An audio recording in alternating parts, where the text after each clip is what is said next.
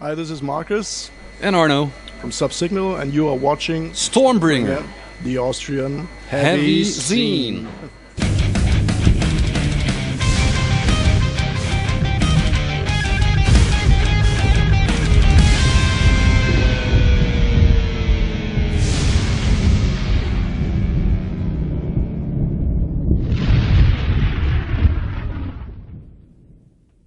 Yeah, you are actually here with your third album. Meanwhile, it's called Paraiso, which means paradise. You had a band after Sieges Even called Valparaiso. So what is it with the paradise? You believe in paradise? Or something like that? Not really. The whole album title is not really about paradise in the sense of Christianity or stuff like that. It's not really a religious thing for me, but it's like you looking for something in your life. What drives you?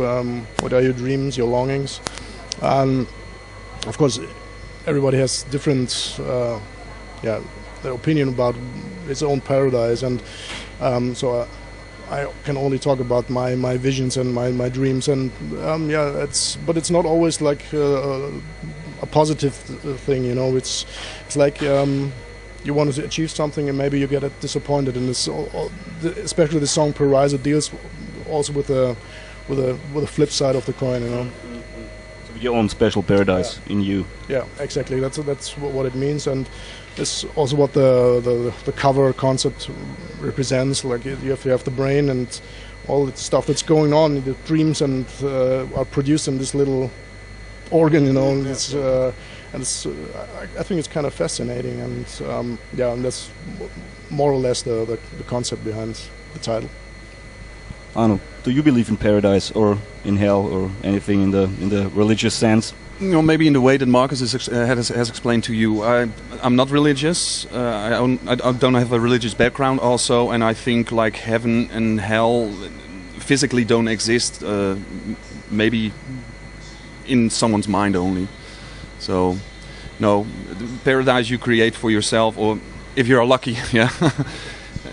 Like Markus is saying, also there's also a flip side of the coin too, and not all of us can have influence on that. So it's like a personal opinion, which is good for you, which is bad for you, things like that. Exactly, exactly. So this is the so-called crucial third album.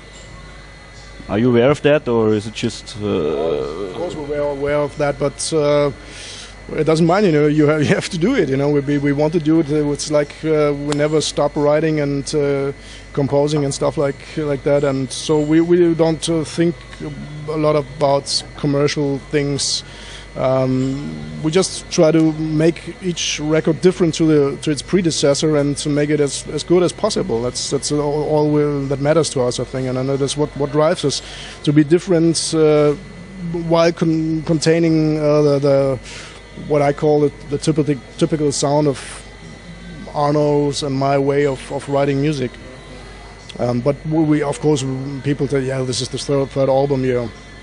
Be careful, you know. But about we actually thought of skipping the third album and recording the fourth one right away. But then the fourth one would be the third album, so that's the flip side of the coin again.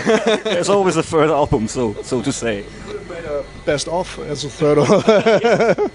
But you made a live DVD, which you filmed in Mannheim, I think. Which is called, I don't remember the title now, so I have to watch. Yeah, or there must be something. So I have two questions. Why did you film it in Mannheim, and what has to be out there?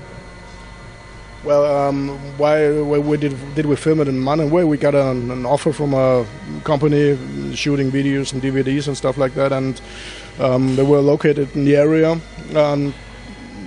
So we got this offer and we said, well, why not? It's a very small club and it's not a big production, you know. Like it's not a like Rush or Dream Theater DVD, but we liked the idea behind it, showing the band on a small stage and a little club, and yeah, that idea appealed to all of us, and so we simply did it. Yeah, and oh, there must be something is actually a quote from the title track of the second album, Touchstones. and yeah, it kind of it's interlinked with Paraiso. It's also out there must be something. I still think, but it's not like in the cosmos or something. But in your personal life, there's always something to discover, and to you can develop your skills and whatever. And I don't like to stand still at one point and say, now I'm satisfied with what I have and what I can actually do with my hands, my head, and my feet, or something like that. It's like progress and going on. This what's it's about. Do you think this is what drives the band forward? That there is something out there which you want to reach? Yeah, okay. Because something has to be there. Yeah, well, we want to reach an audience, that's for sure. So that is what's driving the band. But I think that the biggest motivator is actually the love for music and creating music. That's what's driving us. And when I listened the first time to Paraiso, it seems to me it's a bit stripped down compared to Touchstones. It's a bit more to the point. We were just my opinion. Or just no, you're exactly right. That's what we were aiming for, to strip down not only the overall sound of the production, but also strip down with songwriting, in keeping things simple and straight, as far as simple and straight in progressive rock are going. Yeah. Because that's two different pair of shoes, if you like to say exactly, so. Exactly. It's like prog rock is just complicated music, but you try to strip it down to the point. It's just hard thing to do, I think. That's true, but in the prog rock scene there are also very many sub-scenes already, and we're one of them. We of course tend a little bit to the melodic rock AOR thing. And but it's still, if you listen very carefully, it's not as easy as it sounds sometimes. If you say AOR, AOR is German actually. One band comes in mind to me, that's Saga. Some parts of the song sound like Saga. True. Did you yeah, hear because it they also yourself? had that tendency in the 80s to have a bigger hang to the AOR scene. Yeah, maybe also to get a bigger audience, because you saw a lot of prog bands at the time, even Rush, strip down their songs also in that time. So, and yeah, we learned from those bands. It's not that I'm a big Saga fan, but I have a lot of respect for the guys, and so yeah, there's of course a little bit of Saga in one or two songs too. Yeah. New Alliance is the song which has the most in it, I think. When Sieges even disbanded in 2008, was it clear for you to drive the band forward, SUBSIGNAL, as a main band? Because before that it was just a side project? Absolutely, yeah. I think in 2007 we founded SUBSIGNAL as a sidekick for Sieges and for music we couldn't play with Sieges. And as you said, after we parted company with the other guys, it was the next day. It was pretty clear that we wanted to go on, because Arno and I are not only very, very good friends. We're also like we are writing together so well, and this would have been a shame not to do it again, And all this was pretty clear that we wanted to.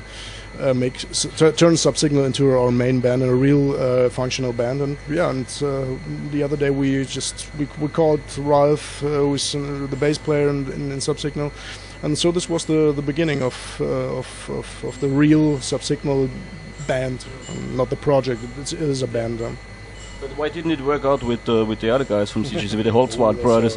Long story. No, it's actually it's a pretty simple story. It's the story that every musician will tell you after a split. It's personal reasons. We simply had a lot of fights, and Arno and I on the one side, and Oliver and Alex on the other side, and things didn't really work out anymore. And to us, it didn't make much sense to just force Sieges even to another album or another tour, because it didn't feel right, you know. And that, I think if you're making music, if you're on tour on the tour bus and you're hanging out together, you're in the studio, there must be some kind of respect between the persons, and I think this respect wasn't there anymore. And so we just said, okay, it's hard, because Sieges even was really on a good way that time. We had some support slots for Journey, and had already some of the bigger festivals booked. So it wasn't a very easy decision. But on the other hand, who's coming? On the other hand, I'm very happy with SUBSIGNAL now, and I mean, if you look at it, since 2008 we managed to put out 3 CDs, 1 live DVD. In this short period of time, I think it's amazing that we've made it, and I think it was the right decision. Even it wasn't that easy. Because I know the other guys since we were kids, you know. It's not like, oh, okay, ciao. So also on a personal level, wasn't that easy, you know. Yeah. But in SUBSIGNAL, I guess you write 80% of the songwriting. You do 80% of the songwriting, and the other guys complete the songs. What is your task when you're writing songs? Every album it gets less and less and less. Maybe because just lyrics. No, lyrics is all from Markus or from David. Okay. I think basically I'm a very lazy guy. So all you contribute is your presence on stage. Yeah, I'll be the clown and they'll be the band. No, I write some stuff too. Not true? Not entirely. I'm not a clown, you mean? He's not funny, the guy. No, I write some songs too. The first album it was like almost 50-50. Then it was like 70-30, and this album he is up to 80. But you must forget, it's not because I write so slowly, but he is writing so incredibly fast at the moment. So we sometimes, but with this album especially, we had to slow him down because he was coming like, "Hey guys, I have this too. I have this too." Markus, shut the fuck up, okay? But better one guy is creative than everybody's lazy. So yeah, we only have the disadvantage of, choosing out of 20 songs before you go into the studio. That makes the progress a little bit harder. But apart from that, it's a luxury problem. Yeah, when you better than a record with only 30 minutes on it. So that will be a very short record. Markus, you lived in Vienna for several years, but you moved back to Munich now. Why? Because of the band or private reasons? No, it was only a private reason. I mean, I used to live in Vienna for 7 years, and after that we decided 7 years are enough. Let's go back home. But is it better to work with a band together, or is it happening not really on the air? You send files or something like that? No, it's actually we don't rehearse that much. Whole songwriting happens in my house, and I like to work on my own, and I don't need anybody around me. And we only get together in the rehearsal room when we're going on tour, or when we hit the studio, stuff like that. But we're not that kind of band anymore, which is practicing for hours every day. No, it's amazing. Every band which is playing complicated music tells me they don't practice. So yeah. Yeah, well, you have to have your stuff together. You have to be able to play the songs. And one thing I experience is that if you go on stage, things are totally different, and you cannot practice things that happen on stage. You can practice the songs, okay, of course, yeah, but the moment you walk on stage and lights go on, everything is different, and this is something you cannot really rehearse in a rehearsal room. This is something you have to make the experience. You have to play shows and gain more and more experience to cope with problems that might occur when you hit the road. coincidental things happen on stage. Yeah, this is something you cannot really avoid, and this is what it's all about, because otherwise you could have play a CD and go home. Exactly. You had a solo project going on some years ago. I think you put it a bit back because of SUBSIGNAL. Is there something coming in the future? Or just did you disband it? I still have it all on my computer, and to be honest, for I think about a year I stopped working on it because we're prog musicians, and that means there's like 3 bands that are earning money, and the rest of the prog industry isn't earning money. So you have to have a daytime job to pay your rent and get some food in the fridge, and it's the same in the journalism industry as well. I think that it's everywhere, yeah. And I used to work in Holland all the time. Still, when I was in Germany, I was also working in Holland, and then I chose for a job in Germany. I had to cope or to deal with the language, new colleagues, and quite a responsible job. So I come home, and then I'm glad that the telly is on, and we have to put my kid to bed most of the time. Also, everyday business. And then I think that SUBSIGNAL comes first when it comes to writing or thinking of things or discussing things, and that those songs will be there in 10 years still. But there's simply no time at the moment. There's no time at the moment yet. You said, this is a very nice last question, you said the industry consists of 3 bands that make money, so Dream Theater, Rush, and I don't know, one other band. We had a good example because your gig today was rescheduled to a very small club from the Szene because of very bad pre-sales. Yeah. Do you think this is a particular problem of the prog scene in Austria or in Germany, that people just they always complain about bands don't come, but when the bands come, they don't show up?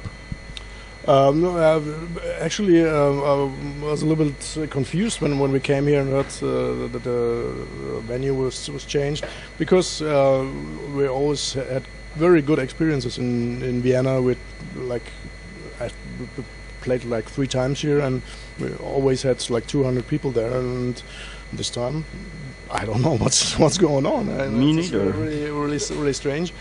But you know, this is how life on the road nowadays is. You never know what. So every time you go on tour, it's a big risk, and because you never know what happens. It can be great. All the venues are packed with people, but it might also happen like today. You know? Well, actually, don't know how many people will come tonight, but yeah. It's really the people that will come. They come for you, especially. I think so. Yeah. Okay, guys. Nice talking to you. We'll leave you to your food now before it's cold. And hope the. No.